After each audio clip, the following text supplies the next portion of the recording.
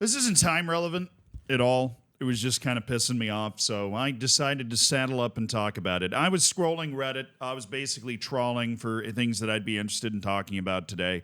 And I saw Vinicius dropping a sick Travella assist to Rodrigo against Espanyol. Happened like 5 days ago. Absolutely nasty. Here's the shot of it. Pulled in his inner Luka Modric and just dropped it absolutely on a dime. And it reminded me of all this dumb shit people have been spouting about how the Ballon d'Or is washed or it's going to be the worst Ballon d'Or winner of all time because Vinicius is currently the odds-on favorite. I don't know if I'm using that phrase correctly, but he's the leading favorite to win the Ballon d'Or. Rodri's knees decided not to agree with him, and Jude Bellingham's PR campaign backfired. So Vinicius looks like the most likely candidate because for whatever reason, Erling Haaland scoring a bajillion goals a game just doesn't catch anybody's eye because he plays for Norway and they haven't been relevant since they were raiding English monasteries in the 900s. So we're on Vinicius, and my point here is that all of this reaction to the Ballon d'Or stuff is monstrously stupid. It's incredibly stupid for a lot of reasons. Okay. I'm happy. Oh, Zealand, dive into them. I got you, brother. That's where we're headed. The first reason is the Ballon d'Or is a fucking popularity contest. Okay. Now, I realize that anytime you are voting for something, that it's going to be, there's going to be an element of a popularity contest to it, right? You're more likely to win an election the more people know you and like you. Okay, right? Because the winner of the Ballon d'Or is never going to play outside of the public eye, nor should they probably, because all the best leagues in the world are inside the public eye, right? But you can't, in the modern age, emerge on the scene and dominate in that initial season and win the Ballon d'Or, right? You can't do it.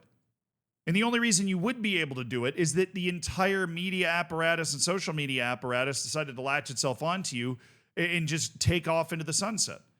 Right? That is the only way that it would be possible for you to win that award. The way that you win the Ballon d'Or is you are voted for by one journalist from like every federation in the world.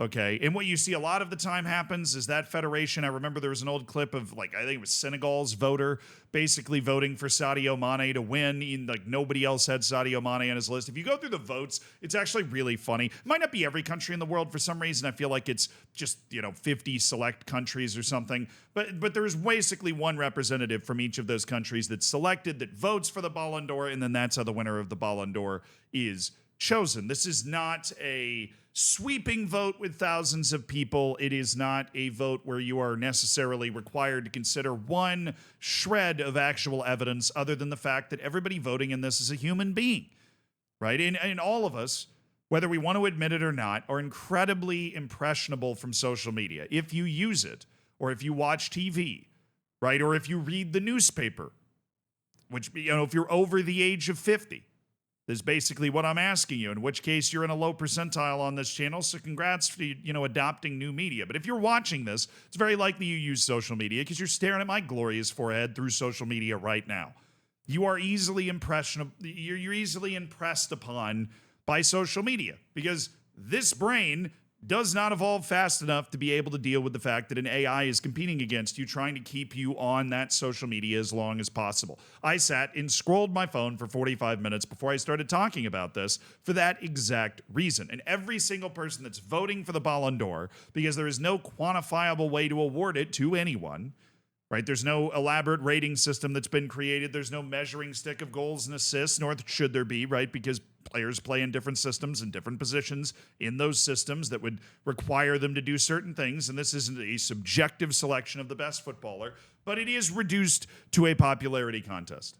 That's why Ronaldo and Messi won it basically every year. Did they deserve it the vast majority of those years? Yeah. Were there 1 or 2 years where, I don't know, Robert Lewandowski probably should have won it or something? Yeah. But you know what?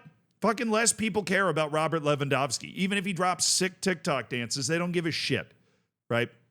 And we have now entered into an era where 2 of the 4 best players, inarguably, in the history of the sport, are finally no longer competing for the Ballon d'Or, which means for the first time since social media was created, these giant echo chambers where we're worshiping Ronaldo and Messi, in a way that no other athlete on planet Earth has ever been worshipped before because of the way that social media just, I mean, think about how much more often you're thinking about Lionel Messi than somebody in 1970s Brazil was thinking about Pelé, even though he wasn't even eligible for the Ballon d'Or because at that time it was just a European-only award.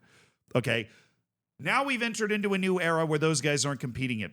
They're not competing for it anymore. So that popularity contest is inherently going to be electing somebody that is, quote unquote, a lot less popular.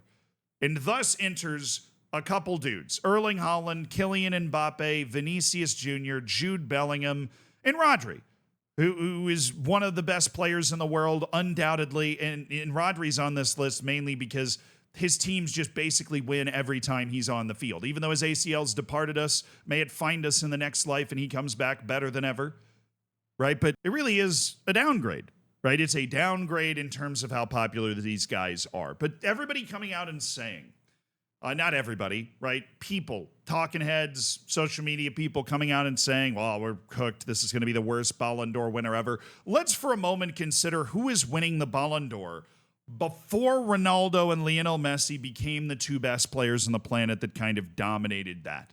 All we have to go is, let's say, go back to 2000, right? You have Luis Figo, the legendary striker who wins it. Then you have Michael Owen.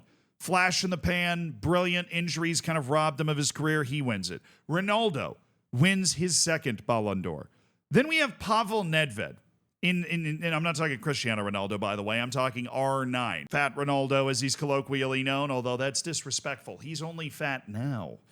Just kidding. He's still, probably could absolutely cook me, even though the man has no knees left. But you get the point, right? Ronaldo, Cristiano Ronaldo, different people. That's the point I'm making. Pavel Nedved, 2002-2003, 29 appearances, 9 goals, 10 assists. 15 appearances in the Champions League, 5 goals, 1 assist. Okay, that's Pavel Nedved. That's what he was able to put together. He was a winger and an attacking midfielder. So goals and assists and goal contributions are something, generally could be considered in the same category of player as Vinicius Jr. when it comes to his ability to produce things. He won the league with Juventus, lost the Champions League final, and didn't win any other trophies. Sorry, they won the Supercoppa Italiana and lost in the Italian Cup in the quarterfinal to Perugia. So, yeah, it's not like he won a crazy number of matches. He played in some European qualifiers for the Czech Republic, where he scored 2 goals and 2 assists in 4, 6, 8 European qualifiers over the course of the season. He won. He won the Ballon d'Or. Right? Let's compare that to what Vinicius Jr. managed to do last season.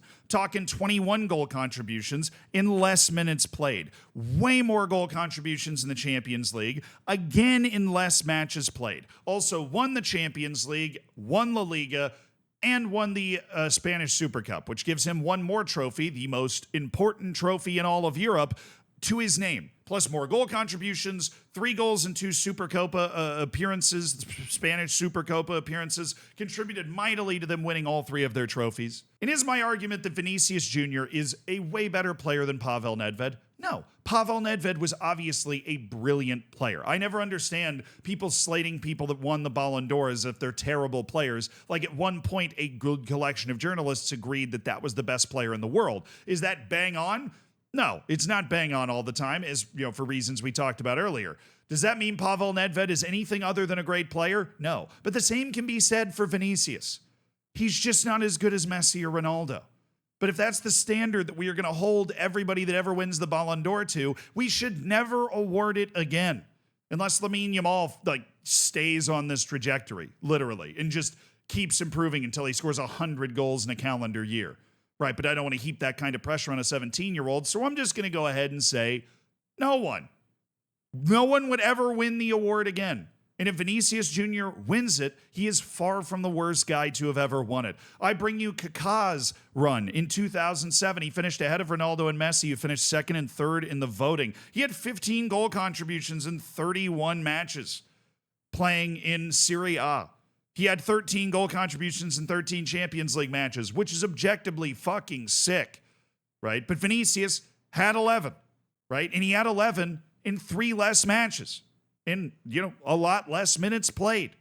Okay, Kaka had a fantastic season. They actually won the Champions League, which of course Vinicius Jr. also did while being an incredibly large part of it. But they didn't win the league. In fact, they finished fucking fourth in the league. They were 36 points off the top of Serie A in the year Kaka won the Ballon d'Or. Okay, 36 points. Okay, they didn't win the Italian Cup. He did help his team win Copa America, so there's a trophy that Vinicius Jr. was not able to get. But to be perfectly honest, the Brazilian national team in 2007 was a lot fucking better than the Brazilian national team is now. Kaká or Vinicius Jr. notwithstanding. Okay, so Kaká did like he's a legendary player. For some people, he's their favorite player of all time, right? And I am not taking anything away from him. I am just saying that if you compare with Vinicius Jr. or Erling Haaland or Jude Bellingham or even fucking Rodri has been able to do relative to a previous set of Ballon d'Or winners like Kaká, like, Pavel Nedved. I didn't even want to use Fabio Cannavaro because he's a damn defender, right? So I just felt like that was going to be a weird comparison to try and make. Or Andrei Shevchenko, right? Or Rivaldo, okay? Or freaking Matthias Sommer. They hold a candle to them. There isn't some giant gap. There isn't a giant void. It's not like the best players in the world just somehow got worse relative to the people around them. That didn't happen. It's an impossible comparison to Messi and Ronaldo. We just have to get comfortable in a world where those people don't exist. And the point of the award, ostensibly, is to find the best player outside of that. And a collection of, journalist dudes are just going to do their best to do that. People care about who wins the Ballon d'Or too much anyways. Always loved the Luis Suarez quote where he has like a couple of golden boots or whatever. And he was like, yeah, that didn't, those are numbers and numbers can't lie. Or I can't really remember exactly what he said, but basically it wasn't a popularity contest. I earned those in the era of these players. I won those golden boots and whatnot, right? That it is a great quote that applies here. You shouldn't care about the Ballon d'Or too much anyways. It is cool to see who wins it. It is cool for the person that wins it. And it is not the worst Ballon d'Or winner ever. It's just not Messi or Ronaldo or Luka Modric who managed to take Croatia to a World Cup final, right? That's the difference. That's why it feels weird. But, I mean, seriously, 20 years from now, people will look at Vinicius winning this award and it won't look that weird. And honestly, in the same way you might have forgotten that some of these people won it, you might not even remember, and it won't matter that much. Cool.